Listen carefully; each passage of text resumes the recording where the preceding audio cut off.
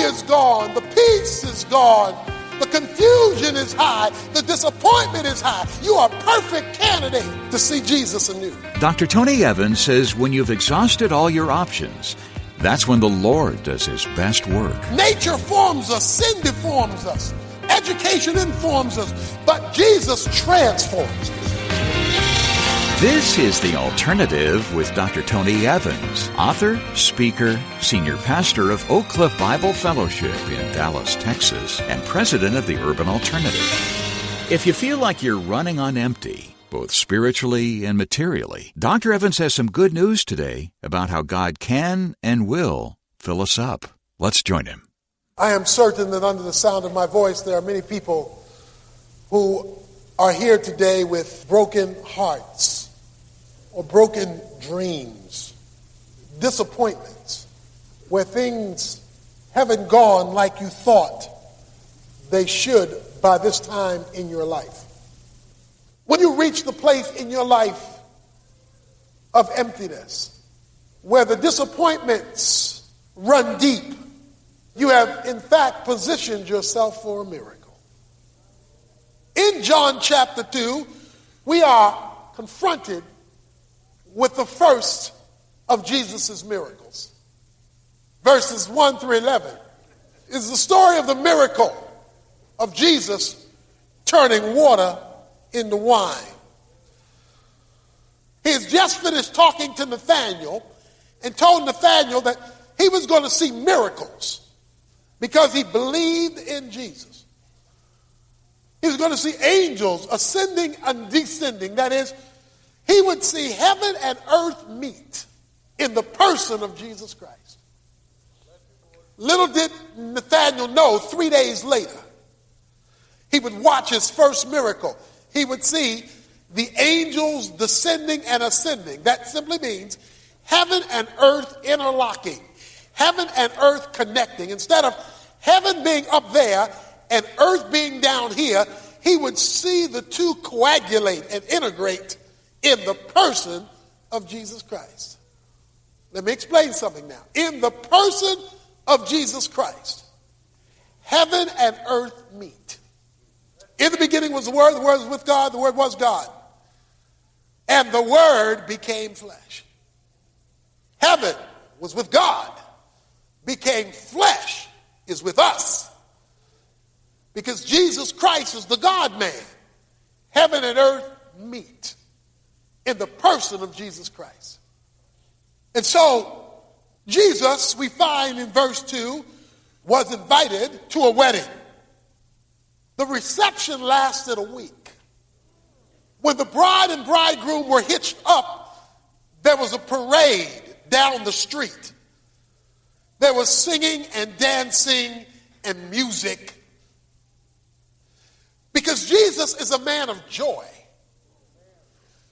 So wherever there was a party going on and folk were going to have a good time, not an unrighteous good time, but a righteous good time, Jesus would show up at a party. So anytime you get the opportunity to have a good time, a time of joy, you are in line with Jesus because he would never turn down a party. No, he was always righteous at a party, but he was always at a party. And the Bible says, rejoice in the Lord always. And again, I say rejoice. That's another way of the Bible saying party. Enjoy the festivities of meaningful gatherings and relationships and of celebrative times, because heaven is a party. In fact, the Bible says when a sinner gets saved, Luke 15, the angels party. They are exuberant, laughter and joy. So if Jesus was here, he would say, on Friday night, I'm going to find me a party. A place where I can enter into the joy of my Father. But at the party, a problem erupts. Jesus' mother comes to him and says, there is no more wine. Jesus says, my time has not yet come.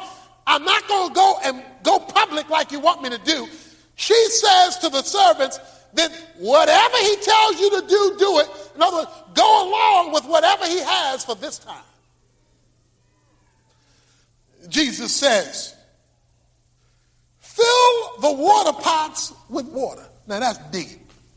Fill the water pots with water. Well, what else do you put in water pots but water? Now watch this. They had the container pots, 20, 30 gallons each. And they had water. That's all they had. But they needed what? Wine. God says, take your water pot, do with your water pot what you do with water pots.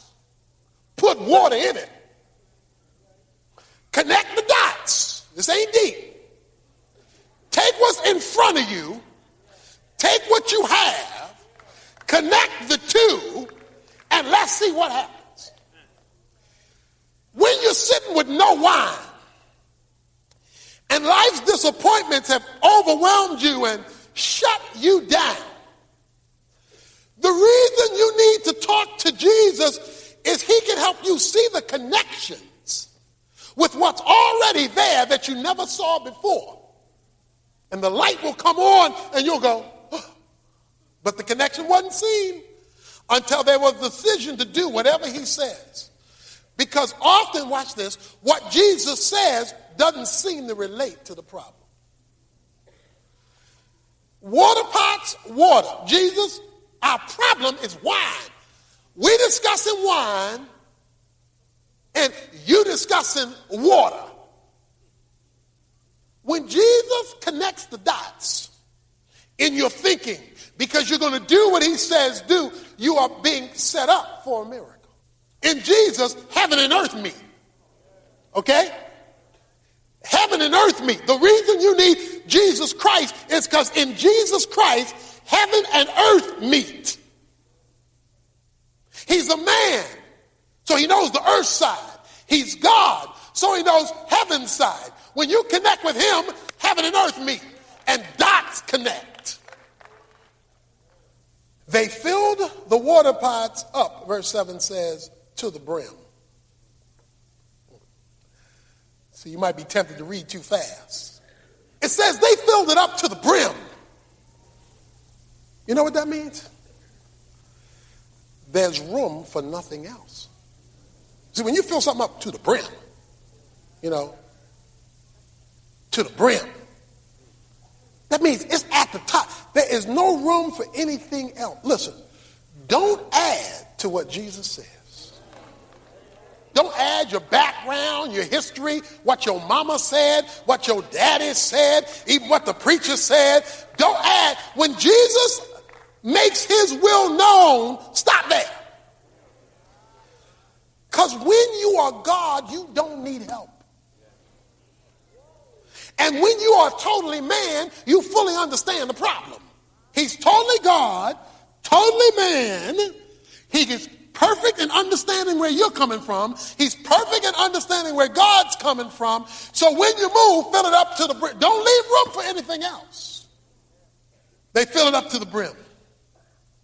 Which leads us to the conclusion. And he said to them, verse 8, draw out now and take it to the head waiter. Draw out from the water.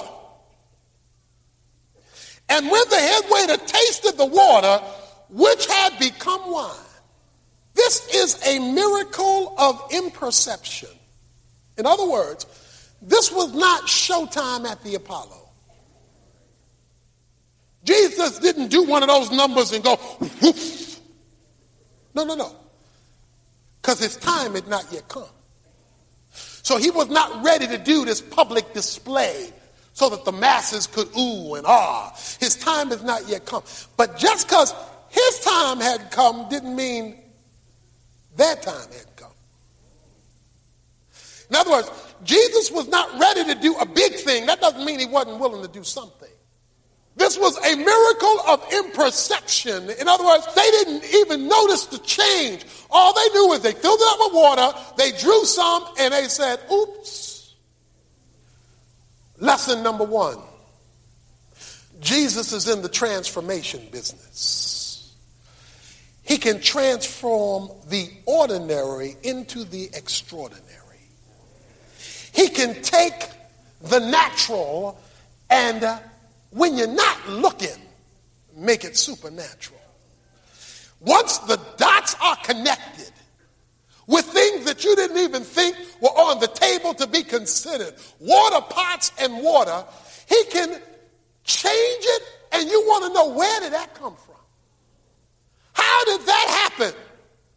Why did that happen?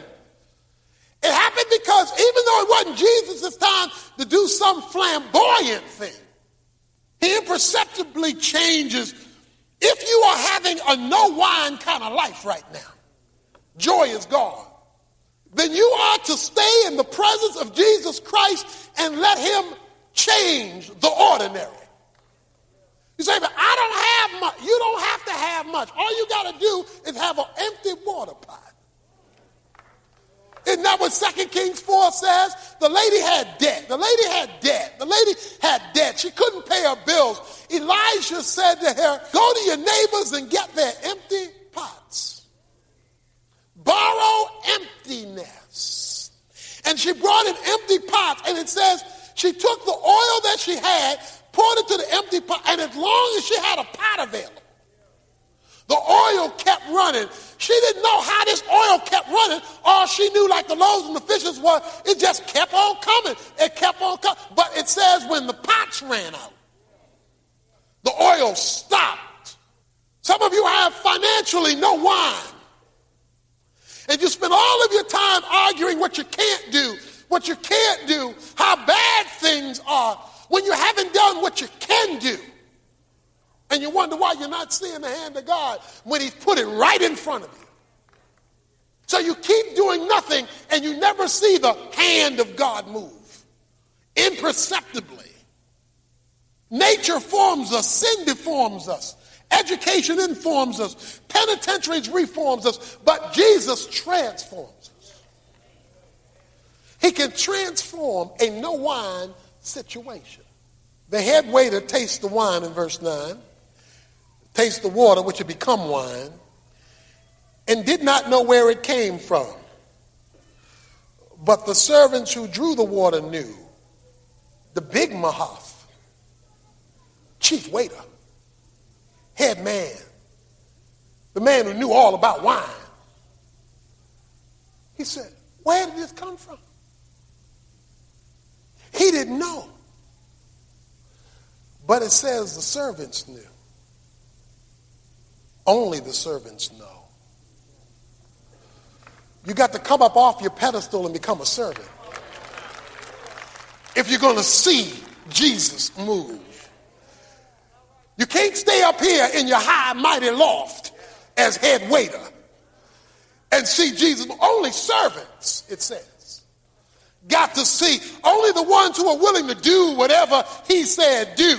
A servant mindset got to see Jesus. See, a lot of us don't get wine because we haven't become servants yet. We still too big shot. We still too high and mighty. We still too lofty. We still too independent. We still got our own money to buy our own wine. And so we've never humbled ourselves to become servants. Everybody else stood guessing. The servants knew what was going on. Well, Dr. Evans will have more on how Jesus solved what would have otherwise been a no-wine situation when he comes back in a moment to continue this lesson from his series, Great Expectations. It's a look at why we should always be anticipating the best from God, even when it feels like what we're getting is the exact opposite. You'll learn what the Bible has to say about the reasons why God sometimes delays our blessings or our healing, disguises his presence, or allows us to go through suffering or persecution. You'll also discover how, when the time is right, God will fill your emptiness and give you more than you ever imagined. It's all packed in this 10-message collection called Great Expectations. We'd like to send you a copy of this popular sermon collection as our gift when you support the ministry of The Alternative with a contribution of any size. So visit us today at tonyevans.org or call us at 1-800-800-3222. Make your contribution and request your copy of the Joseph series on CD. But don't wait, this special offer is only available for a limited time. Again, that's tonyevans.org, or call us day or night at 1-800-800-3222 and let one of our staff members help you. That's 1-800-800-3222. Well, right now, Dr. Evans is back with more of today's lesson. Let's join him. The head waiter called the bridegroom and says, every man serves good wine first. And when men have drunk freely, then that which is poorer, you have kept the good wine till now. He says, in our wedding feast, in all of our wedding feasts, every man, we bring the good wine out first. Watch this thing, I'm going somewhere. I bring the good wine out first. Then, when the good wine is gone, we go to the inferior wine. He says, that's the way we operate our weddings. He says to the bridegroom, but you've done something different. You brought out the bad wine first, or the inferior wine, and now you done saved the best stuff till last. I'm going somewhere. First of all, the head waiter is talking to the wrong person. He's talking to the bridegroom like the bridegroom had something to do with this. The bridegroom is as ignorant as everybody else. The bridegroom doesn't know what's going on. Only the servants know what's going on. Because only the servants have been in touch with Jesus, you see. Only those who humble themselves to do what he says is going on. So he's talking to the wrong person, but his conclusion is correct. The best was saved to last. Let me say that again. The best was saved to, in other words, it was in a no wine situation that the best came forth. The best came forth when the pots were empty, when the wine had run out. So what I want to say to you here today is if you're in a no wine situation, the joy is gone, the peace is gone, the confusion is high, the disappointment is high. You're in a no wine situation, you are a perfect candidate to see Jesus anew. You're a perfect candidate because God saves his best stuff for last. If you look at the first half of your life and it's a disappointment. You look at the first half of your life and it's full of mistakes. You look at the first half of your life and it's full of sins. You look at the first half of your life and it's full of failures. I've got some good news to folk who don't have any wine. If you are a servant and you will do whatever he said, the best is yet to come. Let me tell you something about the devil. The devil likes to put his best stuff up front. Because he wants to put his best stuff up front so he can hook you. So that by the time you get hooked, in the latter part, the worst is yet to come. But God lets you go through the worst so that the best is yet to come. I'm glad he saved heaven for last. I would hate to start with heaven and end up on earth. I'm glad that I get to start on earth and then get to join him in heaven. Because the best is saved for last. You say my career has gone downhill. I'm in a no wine situation. Take your empty water pots to Jesus. Take your emptiness because the best is yet to come. This part of our marriage was a failure, but that's okay. Take it to Jesus because the best is yet to come. We come to church and we dress our Sunday best. We cover up externally the emptiness inside. I come to your house. You invite me into the living room, dare me to go anywhere else. Because you want me to see the best up front. Never mind that the house is not really clean. It's just been thrown into other rooms. Because you want me to see the best first. Not God. He wants to save the best for last. These weddings lasted a week. He says make 120 gallons of new wine. That's plenty new wine. We're going to fill up all available resources so that when my wine comes, it doesn't run out. When Jesus gives you the best on the end of things, it's because it's designed to last. See, if he gave you the best up front, when you hadn't gotten into a no wine situation yet. You wouldn't appreciate it. You wouldn't value it. You wouldn't treasure it. You'd just be gobbling it down and you would misuse it. But after you've been in a no wine situation, after all the wine is gone, after things have been in upheaval in your life, then you appreciate it. Don't you say to your children, one day you're going to appreciate what I've done for you. One day you're going to appreciate. See, when they're growing up, they can't appreciate it. But when they've grown up and gone through some stuff, they can appreciate it. God says, I'm going to save the best for last, because when I give you new wine, you're going to appreciate it. God saves the best for last. So don't worry. Oh, yeah, I know you're disappointed in whatever it is that produced a no wine situation. But no wine situations is what Jesus specializes in. If you will become a servant of Jesus Christ with your no wine situation, he will take the destruction and make it brand new. That's why God gives new wine. He takes your life and will allow it to deteriorate.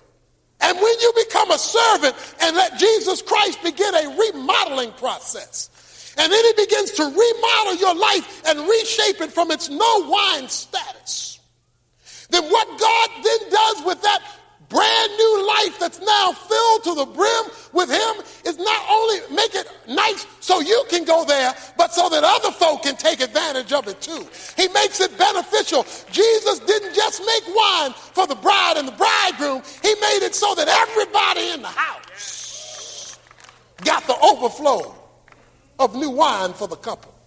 The water pots were for Jewish purification. The old way of doing things. It was the water pots of the law. The water pots of trying to get it done on your own. It was the water pots of a leash. But when Jesus comes along, listen to me, he fills it to the brim. When in the new covenant, the covenant of grace, you don't need to mix it because grace is so sufficient, it'll carry you to the top. God will supply all of your needs. He is more than sufficient. He will raise it to the brim. All you need to do is do whatever he says, and it will not take anything extra. He will take care of it all himself. He was telling the Jews, don't go back to the Old Testament as your means of life. Don't go back to the law. The law is death. But this new covenant is filled with me. That's why chapter 1 says, by Moses came law, but through Christ came grace upon grace. So you can come to Christ today and say, fill me to the brim. Let my cup run over. Because I have no wine, no means to get any wine, so you connect the dots. That's what this miracle means. He will fill up your emptiness with new joy if you've lost all wine.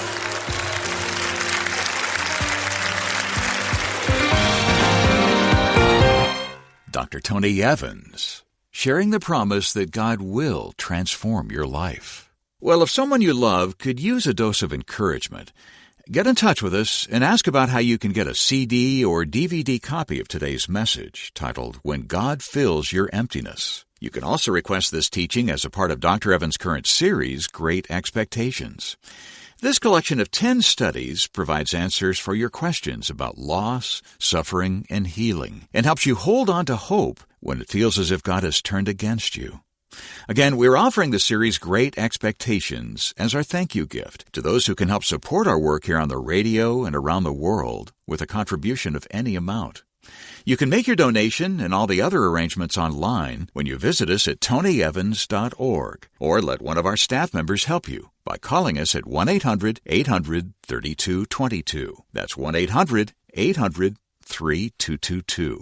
Healing, deliverance, provision. We know they're all coming eventually. Well, tomorrow, Dr. Evans talks about why God sometimes delays our blessings and looks at some of the lessons we can learn while we're waiting. I hope you'll be with us. The Alternative with Dr. Tony Evans is brought to you by the Urban Alternative and is made possible by the generous contributions of listeners like you.